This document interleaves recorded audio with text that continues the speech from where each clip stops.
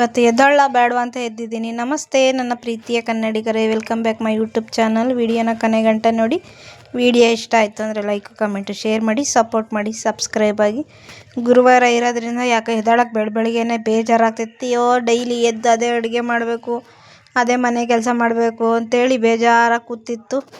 ಬೇಜಾರು ಮಾಡ್ಕೊಂಡು ಕೂತ್ಕೊಂಡ್ರೆ ಆಗಲ್ವಲ್ಲ ಅಂತೇಳಿ ಇನ್ನು ಮನೆ ಕೆಲಸ ಸ್ಟಾರ್ಟ್ ಮಾಡ್ಕೊತಿದ್ದೆ. ಹೊಸ್ಲು ಪೂಜೆ ಮಾಡೋಕ್ಕೆ ಹೊಸ್ಲಿಗೆಲ್ಲ ರಂಗೋಲಿ ಬಿಟ್ಟು ಅರಿಶಿನ ಕುಂಕುಮ ಇಟ್ಟು ಮನೆ ಮುಂದೆ ಎಲ್ಲ ಒಟ್ಟಾರಕ್ಕೆ ನೀರು ಹಾಕಿ ಎಲ್ಲ ತೊಳೆದೆ. ಗುರುವಾರ ಅಲ್ವ ಇವತ್ತು, ವಾರ ಬೇರೆ ಅಂತೇಳಿ ಎಲ್ಲ ಮಾಡ್ಕೊತ ಇದೆ.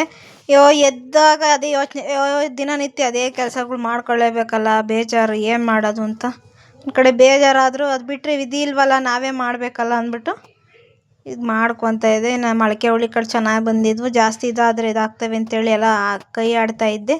ಆಮೇಲೆ ಒಂದು ಸ್ವಲ್ಪ ನೈಟದು ಅನ್ನ ಎಲ್ಲ ಇತ್ತು, ಅದು ಉಳಿದಿತ್ತು, ಅದನ್ನು ತೆಗ್ದಿಕ್ಕಿ ತಿಂಡಿ ಮಾಡೋಣ ಅಂದ್ಬಿಟ್ಟು ಒಗ್ಗರಣೆ ಅನ್ನ ಮಾಡಿಕೊಡೋಣ ಮಕ್ಕಳಿಗೆ ನಾಷ್ಟಕ್ಕೆ ಅಂತೇಳಿ ಅದನ್ನೇ ಮಾಡ್ಕೊತಿದ್ದೆ. ಗುರುವಾರ ಇರೋದ್ರಿಂದ ಸ್ವಲ್ಪ ಕೆಲಸ ಇರ್ತಾವಲ್ಲ, ನೆಲ ತೊಳಿ, ಮನೆ ಕ್ಲೀನ್ ಮಾಡ್ಕೊಳೋದು, ಹಾಗಾಗಿ ಬೇಗ ಆಗೋ ಅಡುಗೆ ಅಂತೇಳಿ ಮಾಡ್ತಾಯಿದ್ದೆ. ಒಗ್ಗರಣೆ ಅನ್ನ ಮಾಡಿ ಬಾಕ್ಸಿಗೆ ಹಾಕ್ಕೊಟ್ರೆ ತಗೊಂಡೋಗಿ ತಿಂತಾರೆ ಅಂತೇಳಿ ಮಾಡ್ಕೊತಿದ್ದೆ. ಒಂದು ಸೈಡ್ ಅನ್ನಕ್ಕೂ ಗಂಜಿ ಬಸಿಕೊಳ್ಳೋಣ ಅಂತೇಳಿ ಅನ್ನ ಬೆಂದಿತ್ತು, ಅಡುಗೆನೂ ರೆಡಿ ಆಗ್ತಿತ್ತಲ್ಲ, ಮಿಕ್ಸ್ ಮಾಡಿಕೊಟ್ಟು ಹುಡುಗರಿಗೆ ಹಾಕ್ಕೊಟ್ಟೆ, ಅವ್ರು ತಿಂದರು. ಇನ್ನು ಬಿಡಿ ಹೂವು ತಗೊಂಡಿದ್ದೆ ವಾರಕ್ಕೆ ಅಂತೇಳಿ ಕಟ್ಟೋಣ ಅಂತೇಳಿ ಮಲ್ಲೆ ಹೂವನೂ ಗುಲಾಬಿ ಹೂವು ತೊಗೊಂಡು ಕಟ್ತಾಯಿದ್ದೆ. ವಾರಕ್ಕೆ ಕಟ್ಟಿಬಿಟ್ಟು ಪೂಜೆಗೆ ಹಾಕೋಣ ವಾರಕ್ಕೆ ಅಂತೇಳಿ ಮಾಡ್ತಾಯಿದ್ದೆ. ಇವು ಕಟ್ಟಿರೋ ತೊಗೊಂಡ್ರೆ ಮೊಳನೇ 60 ರೂಪಾಯಿ 50 ರೂಪಾಯಿ ಹೇಳ್ತಾರೆ.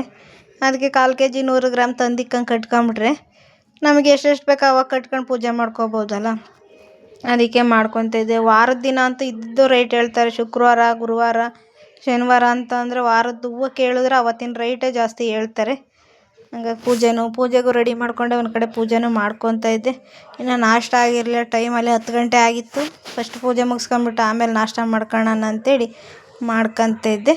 ಈ ವಿಡಿಯೋ ಎಲ್ಲ ಯಾರ್ಯಾರಿಗೆ ಇಷ್ಟ ಆಯಿತೋ ಲೈಕು ಕಮೆಂಟು ಶೇರ್ ಮಾಡಿ, ಸಪೋರ್ಟ್ ಮಾಡಿ, ಸಬ್ಸ್ಕ್ರೈಬ್ ಆಗಿ. ಥ್ಯಾಂಕ್ ಯು, ಧನ್ಯವಾದಗಳು.